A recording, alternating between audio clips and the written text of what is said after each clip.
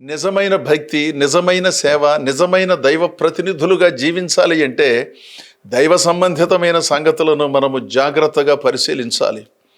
1 తెస్సలోనిక పత్రిక 2వ అధ్యాయము 4వ వచనములో భక్తుడైన పౌలు ఈ విధముగా ప్రస్తావించాడు. సువార్తను మాకు అప్పగించుటకు యోగ్యులమని దేవుని వలన ఎంచబడిన వారమై మనుష్యులను సంతోషపెట్టు వారము కాక మన హృదయములను పరీక్షించు దేవునినే సంతోషపెట్టువారమై బోధించుచున్నాము. ఎంత చక్కగా చెప్పాడో చూడండి. సువార్తను దేవుడు వాళ్ళకు అప్పగించడానికి వాళ్ళు యోగ్యులు అని దేవుడు ఎంచాడంట. చాలా ఆశ్చర్యం కదా. ఇదండి దేవుని పిలుపు అంటే. ఎవరికి పడితే వాళ్ళకి పిలుపు వచ్చిందని భ్రమలో ఉన్నారు. దేవుని పిలుపు అంటే ఇది. సువార్తను బోధించడానికి మేము యోగ్యులమని దేవుని చేత ఎంచబడినందున ఈ సేవలోకి వచ్చాం. మా అంతటా మేము రాలా, దేవుడు ప్రేరేపించాడు, మేము వచ్చాము.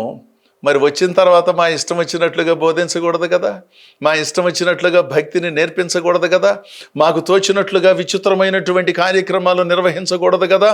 అందుకని మేము మనుషులను సంతోషపెట్టువారము కాక హృదయములను పరీక్షించు దేవునిని సంతోషపెట్టువారమై బోధించుచున్నాము.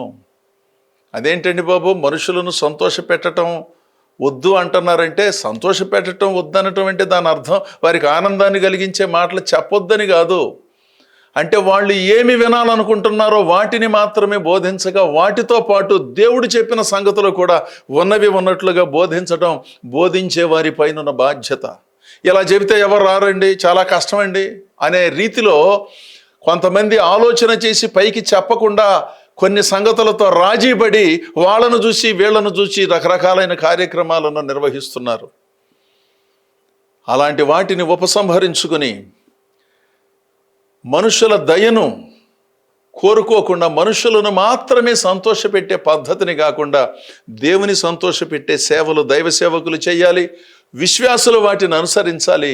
వెరసి దేవుని ప్రతినిధులుగా మనందరం యోగ్యమైన భక్తి కార్యక్రమాలను కొనసాగిస్తూ ముందుకు సాగాలి.